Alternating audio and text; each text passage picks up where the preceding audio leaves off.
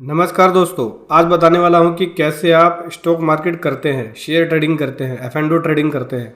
तो कैसे आप उस केस में आईटीआर को फाइल करेंगे। आईटीआर 3 फाइल करने वाला हूं और बताने वाला हूं कि कैसे आप एफ&ओ ट्रेडिंग की केस में आईटीआर को फाइल करेंगे। देखो, एफ&ओ ट्रेडिंग के केस में क्या होता है, मेरे पास ये शीट है, दिखाता हूँ आपको। देखो, ये जीरोधा से ट्रेडिंग कर रहे हैं, यहाँ पे हम एफ&ओ ट्रेडिंग कर रहे हैं, फ्यूचर एंड ऑप्शन ट्रेडिंग। ठीक है, देखो फ्यूचर ऑप्शन ट्रेडिंग जो होता है वो एक नॉर्मल बिजनेस इनकम के रूप में काउंट किया जाता है। इसे हम बिजनेस इनकम के रूप में भी काउंट करते हैं। ठीक है, इसको आप शॉर्ट टर्म या लॉन्ग टर्म कैपिटल गेन में नहीं काउंट करेंगे, वो अलग होता है जब आप शॉर्ट टर्म और लॉन्ग टर्म कैपिटल गेन करते हैं। एफ&ओ ट्रेडिंग एक बिजनेस इनकम है, इसको हम बिजनेस इनकम में काउंट करते हैं और इस केस में आईटीआर 3 फाइल करना होता है। और नॉर्मल बिजनेस इनकम के केस में बुक्स ऑफ अकाउंट्स को मेंटेन करना होता है, ऑडिट भी कराना पड़ता है कई केसेस में, अगर टर्नओवर 10 करोड़ से ज़्यादा हो जाए तो। ठीक है, तो आज आपको बताने वाला हूँ कि कैसे आप एफ&ओ ट्रेडिंग के केस में आईटीआर को फाइल करेंगे। ठीक है, तो सबसे पहले तो मैं आ जाता हूँ पोर्टल पे और यहाँ पे चलेंगे फाइल नाउ पे। ठीक है, यहाँ से असेसमेंट ईयर सेलेक्ट कर लिया 24-25 और यहाँ से 2 ऑप्शन होते हैं, ऑफलाइन और ऑनलाइन। तो ऑनलाइन ले लिया, कंटिन्यू पे क्लिक करेंगे। ठीक है, स्टार्ट न्यू फाइलिंग पे जाएंगे। दोस्तों, उससे पहले बताना चाहूँगा, अगर आप हमारी पेड सर्विसेज लेना चाहते हैं आईटीआर फाइलिंग की, स्टॉक मार्केट के केस में, एफ&ओ ट्रेडिंग के केस में, कि कैसे आईटीआर फाइल करनी है, तो वो भी ले सकते हैं। पेड सर्विसेज का लिंक वीडियो के डिस्क्रिप्शन में। कंटिन्यू पे क्लिक करेंगे, यहाँ से फॉर्म सेलेक्ट करेंगे, जैसे फॉर्म आईटीआर 3 हो गया, प्रोसीड विद आईटीआर 3 पे आएंगे। 3 स्टेप्स होते हैं आईटीआर 3 के अंदर। पहला वैलिडेट करना होता है, दूसरा कन्फर्म, तीसरा वेरीफाई करना होता है। लेट्स गेट स्टार्टेड पे क्लिक करना है। ये पूछता है रीज़न कि आप आईटीआर 3 या आईटीआर फाइल क्यों करना चाहते हैं। मेरी जो टैक्सेबल इनकम है वो बेसिक एग्जेम्पशन लिमिट से ज़्यादा है, इस वजह से फाइल कर रहा हूँ, तो पहले ऑप्शन को लेंगे। दूसरा, अगर आप इनकम टैक्स के 7th प्रोवाइजो को, सेक्शन 139 सब सेक्शन 1 को कंप्लाई करते हो तो उसकी वजह से ले सकते हो, जो कि इसमें से कोई एक ऑप्शन को सेलेक्ट कर सकते हो। अगर इनमें से किसी भी एक ऑप्शन को सर्टिफाई करते हो तो वो ले सकते हो, या फिर अदर रीज़न ले सकते हो। तो मैं यहाँ पे अदर ले रहा हूँ, कंटिन्यू पे क्लिक कर रहा हूँ। देखो, आईटीआर 3 एक बड़ी रिटर्न है, एक बहुत बड़ी रिटर्न है, बहुत सारे शेड्यूल्स होते हैं, बहुत सारी टेबल्स होती हैं। ठीक है, तो इसमें से जो जो टेबल्स चाहिए आपको वो ले लेना, जो नहीं चाहिए वो आप हटा सकते हैं। जैसे इनकम के अंदर देख सकते हैं, इनकम के अंदर बहुत सारी शेड्यूल्स है। कैपिटल गेन से रिलेटेड इनकम आप तो वो ले सकते हो, वीडियो से है तो वो। ठीक है, इसके अलावा बिजनेस इनकम के अंदर बात करें तो nature of business, balance sheet, manufacturing, trading, profit and loss account, quantitative details, ये शेड्यूल आईएसडी, शेड्यूल जीएसटी। ठीक है, डेप्रिसिएशंस आ गया, डिडक्शंस आ गया, टैक्स कंप्यूटेशंस और टैक्स पेड की डिटेल्स इसमें, अदर्स की डिटेल्स इसमें मिलेगी आपको। ठीक है, बाकी ओके, जो भी शेड्यूल चाहिए इसमें से टिक करके यस नो करके ले लेना। कंटिन्यू करेंगे, कह रहा है 29 शेड्यूल सेलेक्ट है। 29 शेड्यूल हमारे सिलेक्टेड है इस आईटीआर फॉर्म के अंदर। अभी बोलता है कि न्यू टैक्स रिजीम जो है असेसमेंट ये 24-25 से बाय डिफ़ॉल्ट है, मतलब अपने आप ही आप न्यू टैक्स रिजीम में चले जाएंगे। लेकिन अगर आप चाहते हैं कि न्यू टैक्स रिजीम से बाहर होना चाहते हैं, न्यू टैक्स रिजीम से नहीं लेना, नहीं ऑप्ट करना चाहते हैं न्यू टैक्स रिजीम को, तो उसके लिए आपको फॉर्म 10IA फाइल करना होगा। ठीक है, बाहर होने के लिए। अगर आप बाहर होना चाहते हैं तो इसमें से किसी भी ऑप्शन को सेलेक्ट कर सकते हैं। Yes, within the due date आप बाहर हो गए या ड्यू डेट के बियॉन्ड हो गए। ठीक है, मैं बाहर नहीं होना चाहता इसलिए नो पे टिक कर रखा है। न्यू टैक्स रिजीम में आप रहते हैं तो आपको डिडक्शन नहीं मिलती, लेकिन लोअर टैक्स ब्रैकेट मिल जाता है। ऑल टैक्स रिजीम में आपको डिडक्शन मिलती है, लेकिन उस केस में आपको फॉर्म 10IA फाइल करना होगा। ठीक है, तो ये ले लिया। सबसे पहला ऑप्शन आया सैलरी का, तो मेरी सैलरी इनकम कुछ भी नहीं है, मेरी सभी इनकम एफ&ओ ट्रेडिंग से रिलेटेड है। डिडक्शंस 80CC D2 का कोई डिडक्शन है तो वो दे सकते हैं, इस तरह का कोई डिडक्शन नहीं है। बिजनेस इनकम के अंदर पूछता है कि क्या आप अपनी इनकम सेक्शन 44AD के अंदर दिखा रहे हैं। देखो, जो भी इसमें से जिसमें भी आप अपनी इनकम दिखा रहे हैं, ये 44AD के लिए 44AD हम नहीं दिखा रहे हैं, 44ADA में नहीं दिखा रहे हैं और 44AE के अंदर भी नहीं दिखा रहे हैं, क्योंकि हमारी जो इनकम है वो प्रेजम्पटिव इनकम नहीं है, नॉर्मल बिजनेस इनकम है एफ&ओ ट्रेडिंग के केस में। तो इसमें से किसी भी ऑप्शन को मैं नहीं लूँगा, कंटिन्यू पे क्लिक करूँगा। अब ये शेड्यूल्स बन के आ गए, इन शेड्यूल्स को भरना होगा, बहुत सारी डिटेल्स है। ठीक है, जैसे कि पहले आ गया जनरल इन्फॉर्मेशन, इसको देख के कंफर्म करना होगा, जिसमें personal detail, filing sections, contact details ये सब है। फाइल कर रहे हैं 139 के अंदर। ठीक है, within the due date, residential status में रेजिडेंट ले लेंगे, इसके पहले कंडीशन को सेटिस्फाइड कर रहा हूँ, 182 डे से ज़्यादा इंडिया में रहा हूँ। इसके अलावा whether you are an FPI, नहीं, नो पे क्लिक कर लेंगे। इसके अलावा डायरेक्टरशिप है किसी कंपनी में, नो। किसी फर्म के अंदर पार्टनर है, नहीं, नो। और अनलिस्टेड इक्विटी शेयर को हेल्ड किया, नहीं, नो। सेव कर लेंगे।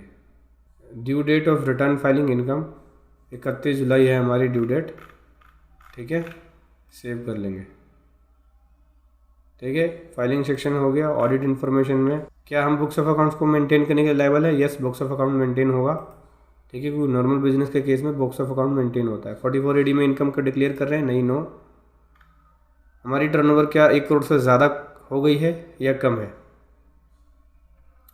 तो टर्नओवर की बात करें तो देख सकते हैं यहाँ पे आपकी टर्नओवर आती है, जो कि यहाँ पे मैं बात करूँ तो 7,98,780 की, जो कि 1 करोड़ से क्रॉस नहीं हुई है। टर्नओवर कैसे निकलता है? टर्नओवर जो होता है वो फेवरेबल और नॉन फेवरेबल अमाउंट को जोड़ के निकलता है। जैसे अगर आप देखेंगे तो बाई वैल्यू, सेल वैल्यू, इसमें से माइनस करने के बाद ये प्रॉफिट आया, ऐसे इसमें से माइनस के बाद यहाँ पे लॉस आया, तो जो लॉस है उसको भी प्लस में काउंट करना होगा, वहाँ से निकलता है टर्नओवर।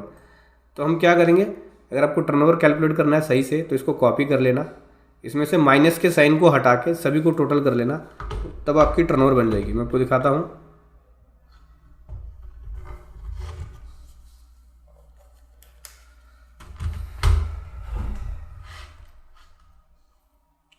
इसको सेलेक्ट करके कॉपी किया, ठीक है, और यहाँ पे लिख लेते हैं हम, पेस्ट कर लेते हैं, और यहाँ लिख लेता हूँ मैं टर्नओवर। अब इन सभी को सेलेक्ट कर लेंगे और कंट्रोल F करेंगे, माइनस वाले साइन को फाइंड करेंगे, फाइंड नेक्स्ट, ये आ गया। रिप्लेस पे गए, रिप्लेस ऑल पे क्लिक कर लिया, ओके कर दिया, तो जितने भी नेगेटिव वाली वैल्यूज़ थी सब हट गई, सब पॉजिटिव में वैल्यू आ गई, ठीक है। अब इसका जो भी सम होगा वो हमारी टर्नओवर निकलेगी। मैं यहाँ पे इसका सम लगा देता हूँ, कितना आ गया, 798,770। ये कितना कैलकुलेट किए हैं जीरोदा वाले, देखो बिल्कुल सेम है, 798,770। मैंने जो कैलकुलेट किया है वो भी बिल्कुल सेम कैलकुलेट किया है, कोई भी फ़र्क नहीं है। तो टर्नओवर की कैलकुलेशन ऐसे आपकी होगी, ठीक है। तो मेरी टर्नओवर अगर देखा जाए तो 7,98,770 की है, और यहाँ पे बोल रहा है कि क्या आपकी टर्नओवर 1 करोड़ से क्रॉस हो गई है और 10 करोड़ के बीच में है? नो, हमारी टर्नओवर 1 करोड़ से क्रॉस नहीं हुई है। आप लाइबल हैं ऑडिट के लिए? नहीं, ऑडिट के लिए लाइबल नहीं है, ठीक है, हम ऑडिट रिपोर्ट भी फर्निश नहीं कर रहे हैं, नो। सेव पे क्लिक कर दिया, ऑडिट की इन्फॉर्मेशन भी चली गई हमारी कि हम ऑडिट के लिए लाइबल नहीं है।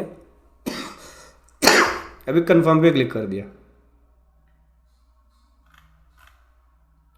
तो पहला जो ऑप्शन है जनरल इन्फॉर्मेशन वो हमने कर दिया कंफर्म। इस प्रकार से कंफर्म पे ग्रीन पे टिक हो जाएगा। अभी नेचर और बिजनेस पूछ रहा है, बिजनेस की डिटेल्स को पूछ रहा है, तो बिजनेस की डिटेल क्या जाएगी, ये किसके लिए है? Other than declare income under section 44AD, 44ADA, 44AE। जो इनकम 44AD, 44ADA, 44AE में डिक्लेयर कर रहे हैं उनके लिए नहीं है ये। किन के लिए? जो नॉर्मल बिजनेस इनकम को डिक्लेयर करते हैं। जैसे मैं यहाँ पे नॉर्मल बिजनेस इनकम को डिक्लेयर कर रहा हूँ, क्योंकि F&O ट्रेडिंग एक नॉर्मल बिजनेस इनकम के अंदर काउंट होगा। आप 44AD में भी ले सकते हैं, लेकिन 44AD के अंदर टर्नओवर का कुछ % आपको प्रॉफिट दिखाना पड़ता है, उससे कम जाएंगे तो आपको ऑडिट में जाना पड़ेगा। हालांकि F&O ट्रेडिंग को लोग दो तरह से ट्रीट करते हैं, प्रेजम्पटिव टैक्सेशन स्कीम 44AD में भी डाल देते हैं और नॉर्मल में भी डालते हैं। लेकिन अगर 44AD में डालते हो तो आपको 5 साल तक 44AD में ही रहना होगा, 44AD से आप बाहर नहीं निकल सकते। मान लो किसी ईयर में F&O ट्रेडिंग के अंदर आपकी टर्नओवर हाई हो गई और प्रॉफिट 0 है, तो आपको तो टैक्स देना ही पड़ेगा, क्योंकि टर्नओवर के ऊपर 6% देना पड़ता है, ठीक है। और जबकि अगर आप प्रेजम्पटिव में नहीं रहते हो, नॉर्मल में रहते हो, तो लॉस होगा, तो लॉस पे आपको टैक्स देना ही नहीं पड़ेगा। लेकिन 44AD में नहीं है, 44AD में टर्नओवर का 6% देना पड़ेगा आपको। तो मेरे नज़र में तो नॉर्मल बिजनेस इनकम में दिखाएंगे तो सबसे बेस्ट रहेगा। 44AD में आपको आने वाले टाइमों में हो सकता है कि नुकसान हो जाए, ठीक है। तो यहाँ पे मैं ऐड डिटेल पे क्लिक करूँगा, बिजनेस की डिटेल बोल रहा है कि बिजनेस की डिटेल दीजिए, तो यहाँ पे share of income firm only नहीं, फर्म ओनली से नहीं है, यहाँ सेल परचेज का काम करते हैं, ट्रेडिंग का काम कर रहे हैं हम शेयर का। Retail sales of other goods in specialize store, retail sales of other product, ये ले लेते हैं। ठीक है, हम यहाँ पे ट्रेडिंग का काम करते हैं, सेल परचेज करते हैं F&O ट्रेडिंग के अंदर, तो मैं यहाँ पे ये ले रहा हूँ retail sales of other product. यहाँ पे आप चाहो तो बिज़नेस का नेम डाल सकते हो, तो बिज़नेस का नेम बात करें ITR के अंदर, तो मैं पर्सन के नेम डाल रहा हूँ क्योंकि पर्सन का नेम से ही हम यहाँ पे कर रहे हैं। ठीक है, पर्सन का नाम ही डाल दिया। यहाँ पे डिस्क्रिप्शन में लिख सकते हैं F&O ट्रेडिंग। ठीक है, F&O ट्रेडिंग करते हैं, ऐड पे क्लिक कर दिया, कंफर्म पे क्लिक कर दिया। तो हमने यहाँ पे बिजनेस इन्फॉर्मेशन, जो नेचर ऑफ बिजनेस है उसकी डिटेल दे दी। अभी पार्ट बी में बैलेंस शीट की डिटेल, मैन्युफैक्चरिंग की डिटेल, ये सब देनी होगी। चलिए, सबसे पहले बैलेंस शीट BS की पूछ रहा है डिटेल, यानी बैलेंस शीट की डिटेल पूछ रहा है। तो सोर्स ऑफ फंड की डिटेल पूछ रहा है, ऐड डिटेल पे क्लिक करेंगे। सोर्स ऑफ फंड के अंदर यहाँ पे जो डिटेल जाएगी वो बैलेंस शीट की जाएगी, और मैंने बैलेंस शीट बना रखा है, आपको एक्सेल में दिखाता हूँ। ये देखो, ये है एक्सेल में बैलेंस शीट। बैलेंस शीट की डिटेल भरनी होगी, मेरे पास एक्सेल में बैलेंस शीट है। बैलेंस शीट और प्रॉफिट एंड लॉस अकाउंट कैसे बनाया, प्रॉफिट एंड लॉस अकाउंट और बैलेंस शीट हमने यहाँ से बनाया। देखो, ये हमारे पास शीट होती है, जीरोधा की शीट है, जिसमें बाई वैल्यू, सेल वैल्यू और प्रॉफिट एंड लॉस अकाउंट है, प्रॉफिट एंड लॉस आ रहा है। ठीक है, उसके हिसाब से बनाया। देखिए, यहाँ पे ये है ग्रोज रिसिट्स, जो कि सेल वैल्यू है, और ये है बाई वैल्यू। यहाँ पे लॉस मेरा ये आ गया, ग्रोज लॉस। उसके बाद एक्सपेंसेस होता है, जैसे brokerage expenses, transaction charges, GST, SST, शेबी charges, stamp duty, internet expenses, software expenses. ठीक है, वो आ गया। यहाँ पे मेरी टर्नओवर आ गई, जो कि टर्नओवर मैंने यहाँ पे कैलकुलेट किया था। देखो, ये है टर्नओवर, ये टर्नओवर मैंने वहाँ पे लिख दिया। एक्सपेंसेस मेरे को मिल गए, यहाँ पे हमने डाल दिया। नेट जो लॉस आया मेरा ये आया, और बैलेंस शीट के अंदर बात करें तो नेट लॉस ये आया, एसेट्स बन जाती है हमारी, और इतनी ही हमारी ये कैपिटल अकाउंट के अंदर चली जाएगी। रिजर्व एंड सरप्लस में आप अलग से बना सकते हैं, या फिर कैपिटल अकाउंट में भी डाल सकते हैं, तो एक कैपिटल अकाउंट में चलेगी इतनी।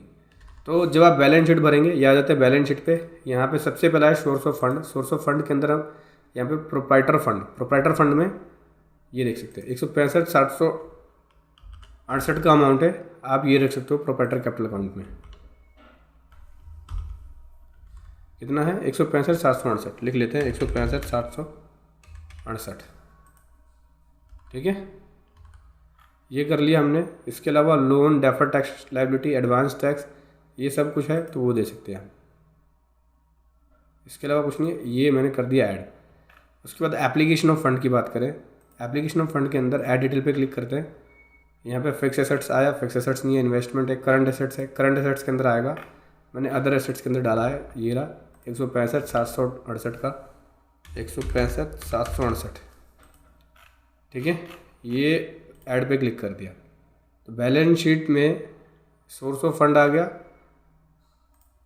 ठीक है, और एप्लीकेशन ऑफ फंड आ गया, तो बैलेंस शीट हमारी बराबर हो गई। Source of fund equal to application of fund, यानी assets equal to liability equal है। देख सकते हैं, डिफरेंस नहीं होना चाहिए। इसके बाद मैन्युफैक्चरिंग अकाउंट का पूछ रहा है, तो मैन्युफैक्चरिंग अकाउंट कुछ भी नहीं है हमारा, इसको बस आपको बस कंफर्म कर देना है। मैन्युफैक्चरिंग कुछ किया ही नहीं हम लोगों ने।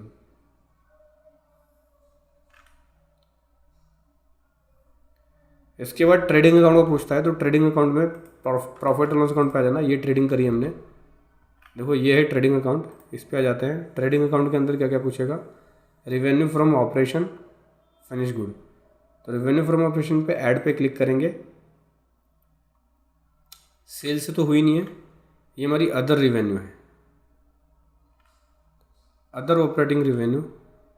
अभी एडिट पे क्लिक करेंगे। Nature of revenue F&O trading, F&O trading लिख देंगे। ये अमाउंट है 123,37,956। ठीक है, ये हमने लिख दिया, F&O ट्रेडिंग का है। और इसके आगे आप चाहो तो लिख सकते हो by grows receipts from F&O।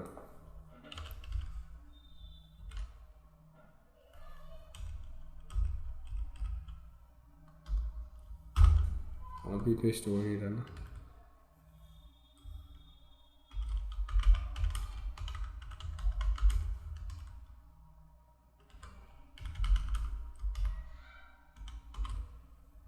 ठीक है, ये डाल दिया। सेव वाले बटन पे क्लिक करेंगे। ये हमने अपनी सेल वैल्यू दे दी। ठीक है, ये अभी ऐड पे क्लिक कर देंगे। ये हमारे रिवेन्यू फ्रॉम ऑपरेशन ये आया। इसके बाद डेबिट करें, परचेज़ की बात करें तो परचेज़ हमारा है। परचेज़ में ये आ जाएगा परचेज़ ऑफ एफेंडो। ये कॉपी कर लेंगे, यहाँ पेस्ट कर देंगे। अच्छा, ये भी कॉपी नहीं होगा। चलिए लिख लेते हैं 124.0.1014। ठीक है, ये देखो लॉस आ गया 63,058 का। ये हमारा ग्रोथ लॉस है। इसके अलावा ट्रेडिंग अकाउंट में कुछ और देना नहीं है अभी। ट्रेडिंग अकाउंट की डिटेल हमने दे दी। ठीक है, अगर आप ट्रेडिंग अकाउंट में जाएंगे तो यहाँ पे आपको ग्रोथ लॉस दिखाएगा। ये देखो ग्रोथ लॉस ये है 63,058 का। हमारे पास बैलेंस शीट में भी है, ये ग्रोथ लॉस आया। उसके बाद एक्सपेंसेस है हमारे पास। बैलेंस शीट में आ जाते हैं, ये पीएनएल आ गया। पीएनएल के अंदर ही एक्सपेंसेस की डिटेल जाएगी। ठीक है, कोई और अदर इनकम है तो वो ऐड कर सकते हैं। अब debit to profit and loss account, debit to profit and loss account के अंदर ही हम डेबिट करेंगे। डेबिट का मतलब जो खर्चे आपके होते हैं वो डालेंगे। तो यहाँ पे अदर एक्सपेंस पे आएंगे और यहाँ पे हम नेचर वाइज एक्सपेंस देते चले जाएंगे, क्योंकि यहाँ पे हमारे जो एक्सपेंसेस थोड़े हटके हैं। जैसे ब्रोकरेज हो गया। ठीक है, एफएनडो ट्रेडिंग में ब्रोकरेज देते हैं। अमाउंट कितना है, ये अमाउंट है 30,400 का। ऐड पे क्लिक करेंगे। फिर ब्रोकरेज के बाद है ट्रांजैक्शन चार्जेस होता है। ठीक है, ट्रांजैक्शन चार्जेस को कॉपी किया। कितना है ट्रांजैक्शन चार्जेस, 21,063 का है। फिर उसके बाद है जीएसटी लिख लिया। कितना है जीएसटी, 9271। और उसके बाद है एसटीटी है। ठीक है, सिक्योरिटी ट्रांजैक्शन टैक्स बोलते हैं इसको, तो ये ले लिया। फिर उसके बाद है अपना सीबी चार्जेस, ये सीबी चार्जेस ले लिया। सीबी चार्जेस कितना, 44 रुपीज़ का। तो ये 44 रुपीज़ का सीबी चार्जेस ले लिया। फिर सीबी चार्जेस के बाद स्टैम्प ड्यूटी है, स्टैम्प ड्यूटी ले लिया। स्टैम्प ड्यूटी कितना है, 657। स्टैम्प ड्यूटी के बाद है अपना इंटरनेट एक्सपेंसेस है, स्टैम्प ड्यूटी ले लिया। स्टैम्प ड्यूटी कितना है, स्टैम्प ड्यूटी लेने के बाद इंटरनेट एक्सपेंसेस है कितना है, 6300 रुपये। उसके अलावा सॉफ्टवेयर एक्सपेंसेस है। सॉफ्टवेयर का जो सब्सक्रिप्शन पे कर रहे हैं ट्रेडिंग के लिए, वो उसका क्लेम भी आप ले सकते हो, इंटरनेट का भी ले सकते हो। सॉफ्टवेयर एक्सपेंसेस हो गया जो कि 21,287 का है। 21,287 सॉफ्टवेयर एक्सपेंसेस लिख दिया हमने। ठीक है, टोटल एक्सपेंस हुआ 1,02,710 का। और बैलेंस शीट में देखें तो सेम वही है। हम इन एक्सपेंसेस को कर लेते हैं सेव पे क्लिक किया। अभी ऐड पे क्लिक कर देंगे तो हमारे एक्सपेंसेस आ गए। देखो लॉस ये आया। ठीक है, 63,058 का ग्रोस लॉस, इतने एक्सपेंस हो गए। जो नेट लॉस निकल गया वो 1,65,768 का है। यहाँ देख सकते हैं नेट लॉस 1,65,768 का है, निकल के आ गया। यही हमारा प्रोप्राइटर कह रहा था कि balance sheet in proprietor account, proprietors account के अंदर ये चला जाएगा। ठीक है, तो ये देखो कैपिटल अकाउंट में ये ऐड होके आ गया बैलेंस शीट में। इतना हमारा लॉस आ गया एसेट साइड। ठीक है, कंफर्म पे क्लिक कर दिया।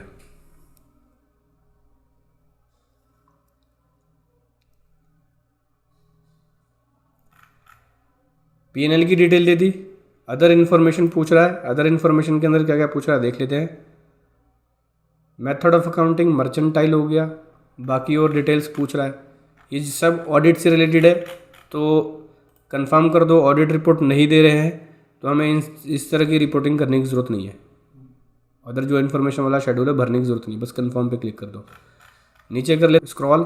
सैलरी इनकम की डिटेल पूछ रहा है, तो मेरी कोई भी सैलरी इनकम नहीं है। मेरी सभी इनकम जो है वो एफएनडो ट्रेडिंग से थी। F&O ट्रेडिंग मैंने किया है। अगर आपकी कोई सैलरी इनकम होती है तब सैलरी इनकम की डिटेल दे सकते हैं। मैं यहाँ पे कंफर्म कर रहा हूँ। ध्यान रखना, F&O ट्रेडिंग के केस में आपको ITR 31 जुलाई से पहले फाइल करना होगा अगर आप लॉस का बेनिफिट लेना चाहते हैं, लॉस को कैरी फॉरवर्ड करना चाहते हैं। नेक्स्ट ईयर में, फ्यूचर ईयर में लॉस कैरी फॉरवर्ड हो जाएगा, जब भी आपका प्रॉफिट आएगा तो उससे एडजस्ट हो जाएगा।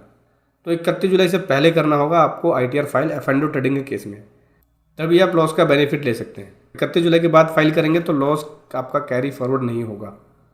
ठीक है। Computation of income from business and profession की बात करें तो यहाँ पे जो इनकम बनी है उसकी कंप्यूटेशन को बताएगा। तो इनकम का लॉस ही बना है 1 पैसे 768 का, तो ये बता रहे भाई 1 पैसे 768 का आपका लॉस है। ठीक है। कन्फर्म पे क्लिक कर देंगे। शेड्यूल बीपी को, शेड्यूल बीपी के बाद आ जाते हैं डिटेल ऑफ डेप्रिसिएशन। डेप्रिसिएशन कुछ भी नहीं है मेरा। अगर आपका कोई डेप्रिसिएशन होता है, कोई ऐसी एसेट्स है जिसमें डेप्रिसिएशन आप क्लेम कर रहे हैं तो वो ले सकते हैं। हालांकि डेप्रिसिएशन क्लेम ले सकते हैं आप F&O ट्रेडिंग में, जैसे अगर आपके पास लैपटॉप है, कंप्यूटर है, ऑफिस टेबल है, इन सब का भी डेप्रिसिएशन आप F&O ट्रेडिंग के अंदर क्लेम कर सकते हैं, एक्सपेंस का बेनिफिट ले सकते हैं। डेप्रिसिएशन, डेप्रिशिएबल एसेट्स कोई है उसकी डिटेल, तो भैया हमारी यहाँ पे कोई भी ऐसी डेप्रिसिएशन की डिटेल नहीं है या ऐसी एसेट्स की डिटेल नहीं है जिसके ऊपर डेप्रिसिएशन लगा हुआ है। इसके बाद है deemed capital gain on sale of depreciable assets, तो इस तरह की डिटेल भी हमारी नहीं है, बस देख के कंफर्म करना है। Detail of capital asset transfer, capital asset कोई ट्रांसफ़र किया है तो उसकी डिटेल, तो इस तरह की डिटेल भी हमारे पास नहीं है जो हमने कैपिटल एसेट ट्रांसफ़र किया है आपको। लेकिन इसको ओके करने के लिए किसी भी एक ऑप्शन पे टिक करना होगा, जैसे कि ये वाला ऑप्शन है, मैं इस पर टिक कर लेता हूँ, कंफर्म कर लेते हैं। हालांकि कोई डिटेल नहीं है, एक कैपिटल गेन की शेड्यूल पे ले जाएगा, उसके लिए ये वाला शेड्यूल है वो लिंक है, इसलिए इसको सेव करने से पहले आपको इस पर ओके करना पड़ेगा। कोई भी कैपिटल एसेट सोल्ड करते हैं तो ये कैपिटल गेन बनता है। फिर शेड्यूल 112A है, ये लॉन्ग टर्म कैपिटल गेन के लिए। जब आप लॉन्ग टर्म कैपिटल गेन की डिटेल्स को भरेंगे तो इसमें आपको डिटेल भरनी होगी शेड्यूल 112A के अंदर। तो शेड्यूल 112A की डिटेल भी नहीं है क्योंकि हमारी कोई भी लॉन्ग टर्म कैपिटल गेन नहीं बनी है। इसके अलावा अदर सोर्स से आपकी कोई इनकम रहती है तो उसकी डिटेल दे सकते हैं, जैसे इंटरेस्ट इनकम हो गया, डिविडेंड इनकम हो गया। ठीक है। सेविंग अकाउंट के ऊपर कोई इंटरेस्ट कमाया है, FD के ऊपर इंटरेस्ट कमाया है, या RD के ऊपर इंटरेस्ट कमाया है, या कोई भी अदर इंटरेस्ट कमाया आपने तो उसकी डिटेल आप दे सकते हैं। जैसे कि देखते हैं इंटरेस्ट में है मेरा, अगर शो डिटेल्स पे जाएँ तो income tax refund, income tax refund के ऊपर भी इंटरेस्ट मिलता है। तो मैं आपको दिखाता हूँ, देखो यहाँ पे हमने इनकम टैक्स रिफंड के ऊपर जो इंटरेस्ट कमाया है ये ऑटोमेटिक 28 रुपये आया है और ये AIS से उठ के आया है। कई बार आपकी डिटेल जो है ऑटोमेटिक उठ के ITR के अंदर आ जाएगी। देखो 28 रुपये की बात करें तो इनकम टैक्स रिफंड, जो इंटरेस्ट इनकम मिली है इनकम टैक्स रिफंड के ऊपर, उसकी डिटेल है। तो 28 रुपये की मेरी अदर इनकम की डिटेल है, ओके कर दिया। इसके अलावा मेरी अदर इनकम कोई और नहीं है। अगर आपकी कोई और अदर इनकम होती है, जैसे कि मैंने आपको बताया डिविडेंड इनकम, सेविंग अकाउंट के ऊपर इंटरेस्ट इनकम, तो आप इसी शेड्यूल में डिक्लेयर करेंगे। इसके बाद detail of income after set of current year losses, तो करंट ईयर को लॉस, करंट ईयर का जो लॉस है उसको सेट ऑफ करने के बाद इनकम की डिटेल क्या है, कितनी इनकम बनी करंट ईयर के लॉस को सेट करने के बाद। सो करंट ईयर का लॉस ये आया, इसमें जो इनकम 28 रुपये की वो सेट ऑफ हो गई, तो फाइनल ये बच गया। ठीक है। अब ये लॉस जो रिमेनिंग बचा इनकम को सेट ऑफ करने के बाद वो ये बचा, इतना ही लॉस हमारा आगे जाके कैरी फॉरवर्ड होगा। कंफर्म पे क्लिक कर दिया तो इतना लॉस हो गया, रिमेनिंग लॉस कैरी फॉरवर्ड हो गया। अब इनकम डिटेल, अगर कोई ब्रॉड फॉरवर्ड लॉसेस है तो उसकी डिटेल आपको यहाँ पे दिखाई देगी। तो कोई भी ब्रॉड फॉरवर्ड लॉसेस हमारा है नहीं। ब्रॉड फॉरवर्ड लॉसेस का मतलब हो जाता है कि पिछले ईयर का कोई भी लॉस जो आपने कैरी फॉरवर्ड किया था इस ईयर में वो ब्रॉड फॉरवर्ड होगा। तो ऐसा है आपका कोई ब्रॉड फॉरवर्ड लॉसेस, अगर कोई ऐसा ब्रॉड फॉरवर्ड लॉसेस है तो उसकी डिटेल आप यहाँ पे डिक्लेयर कर सकते हैं। आपको अपने पुराने ईयर की, मतलब पिछले साल की ITR को देखना होगा, क्या आपने कोई ऐसा लॉस है जिसको कैरी फॉरवर्ड किया है। अगर किया है तो उसकी डिटेल आप दे सकते हैं। सो ब्रॉड फॉरवर्ड लॉसेस मेरा यहाँ पे कुछ भी नहीं है, इसलिए मैं इसको कंप्यूट सेट ऑफ पे क्लिक करके कंटिन्यू कर दूंगा। ठीक है। और फिर आगे बढ़ेंगे।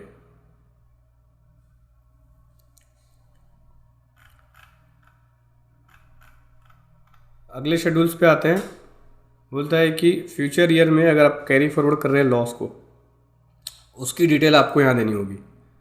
तो कितना आपका लॉस है जो फ्यूचर ईयर में कैरी फॉरवर्ड होगा, detail of loss to be carry forward to future year. तो देखो मैं आपको दिखाता हूँ, ये फ्यूचर ईयर में जो कैरी फॉरवर्ड हो रहा है हमारा, वो ये हो रहा है। ये देखो 28 रुपये की इनकम, अदर इनकम एडजस्ट होने के बाद इतना अमाउंट हमारा फ्यूचर ईयर में कैरी फॉरवर्ड हो जाएगा। कंप्यूट सेटअप पे क्लिक कर देंगे तो इतना हमारा लॉस जो है वो कैरी फॉरवर्ड होगा फ्यूचर ईयर के अंदर। जब भी फ्यूचर ईयर में इनकम होगी तो मेरा उससे एडजस्ट हो जाएगा। इसके अलावा अनऑब्जर्व डेप्रिसिएशन है तो उसकी डिटेल, इस तरह की डिटेल्स भी हमारी नहीं है, बस देख के हमें कंफर्म करना है। ITR 3 बहुत बड़ा है, बहुत ज़्यादा टाइम कंज्यूमिंग होता है और इसके अंदर एक प्रोफेशनल नॉलेज की होना ज़रूरी है। तो इसलिए आपका अगर नॉलेज नहीं है तो फाइल मत करना, नहीं तो नोटिस आ सकता है। आप चाहो तो हमारी पेड सर्विसेज ले सकते हैं ITR 3 की फाइलिंग के लिए, उसका लिंक वीडियो के डिस्क्रिप्शन में। फिर डिडक्शंस की बात करें तो डिडक्शंस पूछ रहा है, शेड्यूल है डिडक्शंस वाला। तो अगर कोई आपकी डिडक्शंस है, हालांकि न्यू टैक्स रेजिम के अंदर मैंने आपको बताया था कि डिडक्शन ज़्यादा अलाउ नहीं होता, लिमिटेड डिडक्शन ही होता है। जैसे 80CC-D2 का मिलता है डिडक्शन आपको न्यू टैक्स रेजिम के अंदर, और अगर आप ओल्ड में जाते हैं तो बाकी सभी डिडक्शंस मिलता है आपको, जैसे 80C, 80D, 80C, इस तरह के सभी डिडक्शंस आप ले सकते हैं। बस ये एक ओल्ड टैक्स रेजिम में जाने के लिए आपको फॉर्म 10IEF फाइल करना होगा। उसके बाद income chargeable to tax special rate, वो इनकम जो स्पेशल रेट के हिसाब से चार्जेबल है उसकी डिटेल यहाँ आएगी। तो स्पेशल रेट वाली भी इनकम हमारी कोई नहीं है, इसे बस देख के कंफर्म करना है।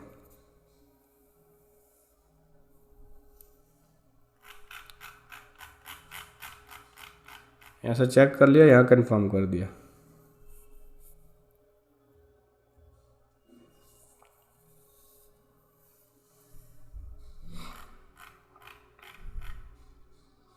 इसके बाद टैक्स क्रेडिट है 115 JD का, तो उस शेड्यूल की डिटेल लेनी है। कोई टैक्स क्रेडिट है 115 JD का है तो उसकी डिटेल आप दे सकते हैं। कंफर्म पे क्लिक कर देंगे, इस तरह की डिटेल है। तो कोई आगे बढ़ेंगे, फिर आता है शेड्यूल ऑफ GST से रिलेटेड कोई इन्फॉर्मेशन है तो उसकी डिटेल दे सकते हैं। F&O ट्रेडिंग में GST की डिटेल नहीं जाएगी, क्योंकि F&O ट्रेडिंग में GST लेना या GST नंबर लेना मैंडेटरी नहीं है। यहाँ पे एग्जेम्पशन मिल जाती है, शेयर ट्रेडिंग करते हैं आप, स्टॉक ट्रेडिंग करते हैं तो। कंप्यूटेशन ऑफ टोटल इनकम की बात करें तो टोटल इनकम के अंदर जो हमारा लॉस आया है वो लॉस आपको दिखेगा। देखो ये आया, इसमें से ये 1,65,740 का लॉस फ्यूचर ईयर में कैरी फॉरवर्ड हो रहा है। ठीक है, इनकम बनी नहीं है, कुछ 28 रुपये का था जो कि बाद में सेट ऑफ होके इनकम ज़ीरो हो गई हमारी।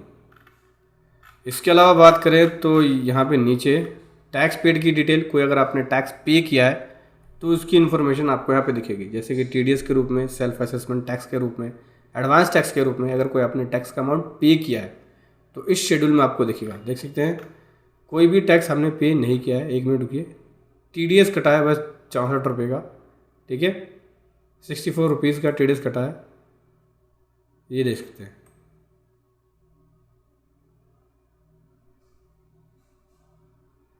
तो ये जो अमाउंट है, ये अमाउंट इसका आपको रिफंड मिल जाएगा 64 रुपये का।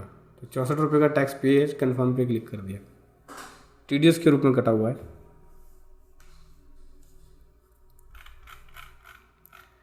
इसके अलावा बात करें कंप्यूटेशन ऑफ टोटल इनकम की या टोटल इनकम टैक्स, तो यहाँ देख लेते हैं। Tax liability, total tax liability कुछ भी नहीं है, 60 रुपये का रिफंड मिल जाएगा क्योंकि 64 रुपये ऑलरेडी टैक्स पेड है। प्रीव्यू रिटर्न पे क्लिक करेंगे, यहाँ से रिटर्न का प्रीव्यू दिखाएगा, देख सकते हैं ये प्रीव्यू आ गया। बस आपको यहाँ टिक करना है, उसके बाद नीचे प्रोसीड टू प्रीव्यू पे जाएंगे। ये रिटर्न का प्रीव्यू आ गया, आपको कुछ नहीं करना, प्रोसीड टू वैलिडेशन पे जाना है। सो देख सकते हैं जो वैलिडेशन है वो सक्सेसफुली हो चुकी है, कोई भी एरर नहीं है। प्रोसीड टू वेरिफिकेशन पे जाना है और उसके बाद आपको इस रिटर्न को, इस ITR को वेरीफाई करना होगा। आप वेरीफाई ई नाउ पे क्लिक कर सकते हैं या ई वेरीफाई नाउ पे क्लिक कर सकते हैं, कंटिन्यू पे क्लिक करेंगे। इसमें आप वेरीफाई कर सकते हैं DSC डिजिटल सिग्नेचर का यूज़ करके या फिर आधार OTP का यूज़ करके कर सकते हैं। इस पर टिक करेंगे, देन कंटिन्यू पे क्लिक करेंगे और यहाँ से आप OTP को जनरेट करके ITR को वेरीफाई कर सकते हैं। मैं फाइल नहीं कर रहा, केवल आपको बताया है कि कैसे आपको ITR 3 फाइल करना है F&O ट्रेडिंग के केस में। वीडियो कैसी लगी ज़रूर बताएं। Thank you so much. जय हिंद, वंदे मातरम।